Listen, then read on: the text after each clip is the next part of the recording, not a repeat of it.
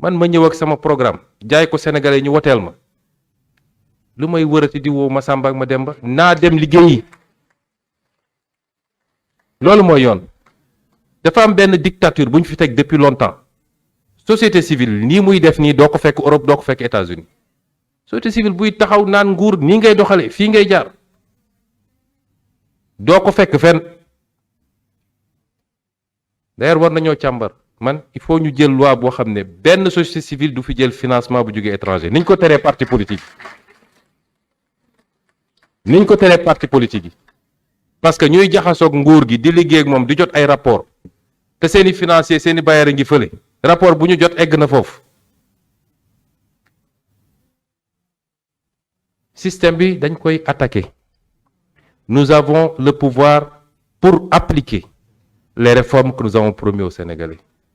te il faut ñu assumer ko.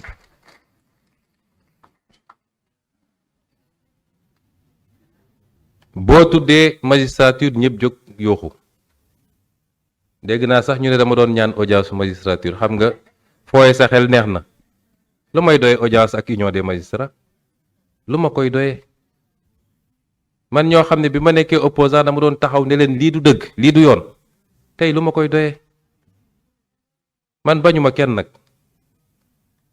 cër boo fi jël lu am solo la ci réew mi kenn ñëwu fi pour nërmel magistrature wala nërmel waxuma justice de parce que justice du magistrature benn acteur la ci justice bi ku leen gëmloo ni ñoom moom justice bi nax nañ seen bopp te tey la ñëpp am fit 2 ans ci gannaaw rek ñi ngi woon fii nguur leen def loolu ne déggoo benn magistrat bu wax 2 ans ci gannaaw ñu leen def loolu lu ne tëj loo leen nit ñi annuloo leen ay candidature ci lu dul dëgg lu leen ñu def ko fi da nga leen dégg ñu wax tey la nit ñi ñeme parce que ñu nit ma teg ci sama bopp ñun ñoo gëmloo nit ñi dañoo ñëw pour libérer rek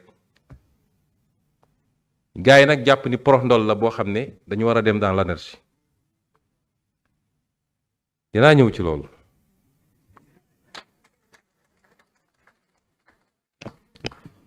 li ma wax ni noonu la amee fu ne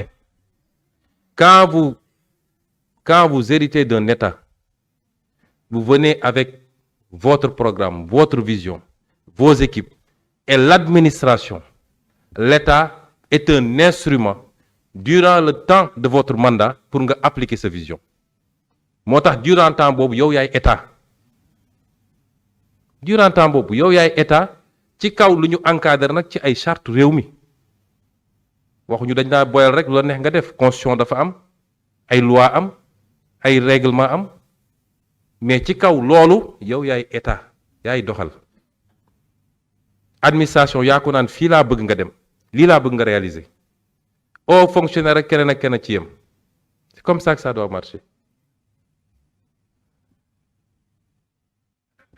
refus bi wala résistance yi ñuy def c'est des résistances au changement ku mu sa andi changement di nga am résistance parce que da ngay génn nit ñi seen zone de confort da ngay attaquer des intérêts est-ce que di nga am fitu wéyal li ngay def ba mu mat wala saa yu ñu ne hee nga ngay dellu gannaaw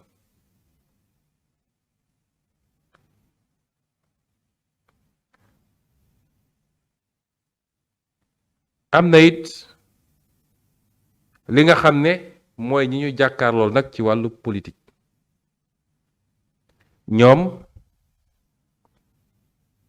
xam nañ ni dooley politique yoratuñ ci dara ñoo ko gën a xam seen bopp mais dafa am benn stratégie bu ñu jël mooy nañu fexe ba def chaos ci réew mi te lépp ñu ngi ko teg nag fañ koy nasee xam nañ ko fuñ koy waxee xam nañ ko yor nañ ci ay preuve muy fii muy bitim réew mooy nañu xëy di désinformer ak di saaga lépp dañ ko lal ci loolu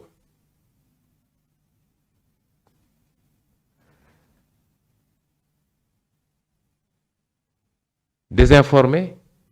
saaga pour créer le chaos dans le pays li fi am musuta am nee nañu ñi ci bëri nee nañu dañuy méngale seen bopp ak Ousmane Sonko man musuma saaga musuma xaste damaa ñëw opposé wu par des arguments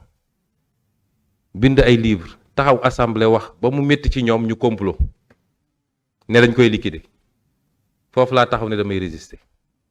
waaye man musuma ñëw Macky Sall moo fi newoon président de la République musuma koo wax ju ñaaw wala ma saaga ko waaye li fi xew musu fee xew muy nag loo xam ne boo ko dajalee yépp ci ni muy doxee dafa am faay yoo xam ne ci ñun la dafa am faay yoo xam ne ci ñun la ci ñun parti politique bi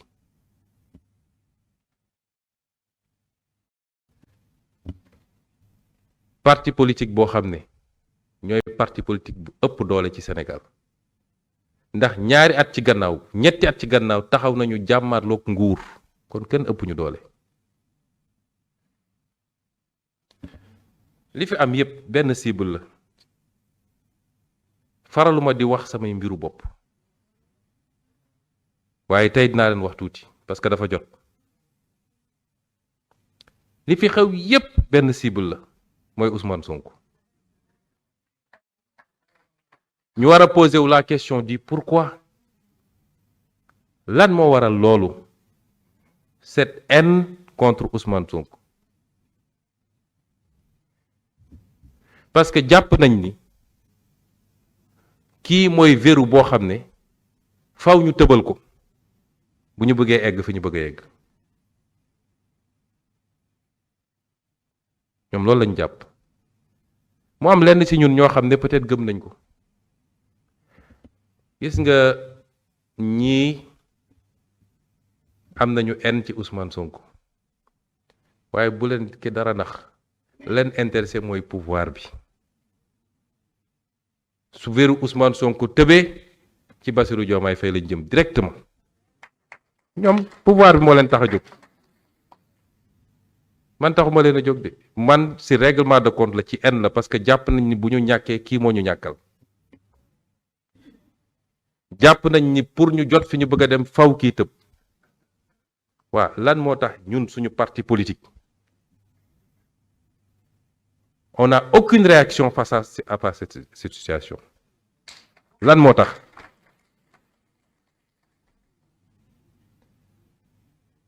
ay kilifa rek a fi ne réaction bi ña ca biti la ci mbedd mi xale yi la réseaux sociaux yi la ñi nga xam ne jotuñu benn ndombal tànk ci réew mi ñoom ñooy continuer xeex bi ba tey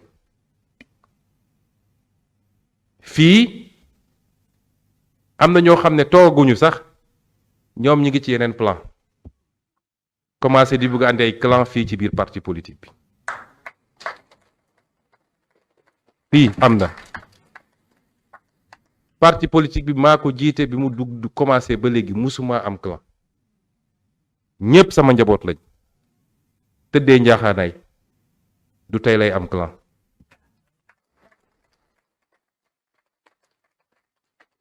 ay benn benn lañu lu ñu mën a lim la te lu ñu xam la te xam naa ni mënuñu buuseloo meetar pantere sax mënuñu koo gañe man xam naa ko waaye tey ñoo commencé yooyu di dem ba ci base ba sax di dem ay Touba ak fu ne naan dañuy recruter ay nit pour waajal 2029 lu fi andi 2029 suñu première réunion bureau politique laa leen ni président Bassirou Diomaye Faye man ak moom li ñu waxante yàlla moo ko seede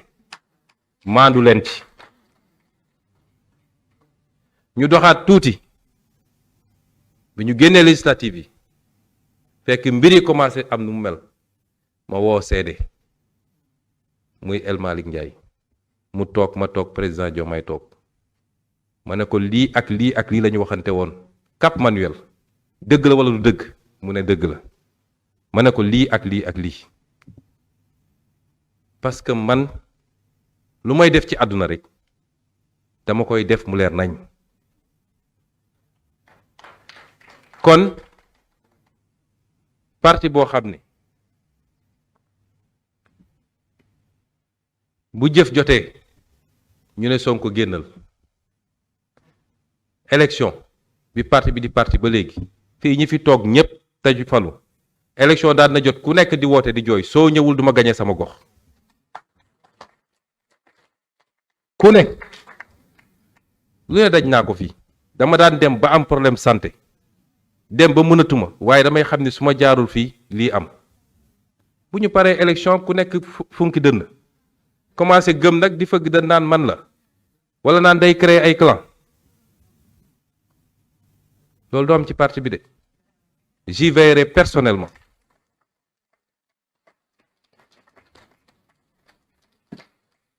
te it na ku nekk jël responsabilité am bu fi kenn embourgeoisé wu parti bi li ko andi fii buñ ko bàyyee gis safaan ba léegi parti dafay am identité dafay am âme dafay am sa personnalité assumer ko nag dans l'opposition comme au pouvoir loolu mooy parti et je suis le mieux placé pour dire quelle a été la ligne tracée pour le parti ku ko bëgg a changer nag mën nga dem xool feneen le parti restera un parti de combat comme il a été dans l'opposition tey da koy nekk pour réaliser les engagements qu'on a pris vis-à-vis des Sénégalais te xeex bu rëy la laaj lii xew nii baaxul rafetul man yàgg naa encaissé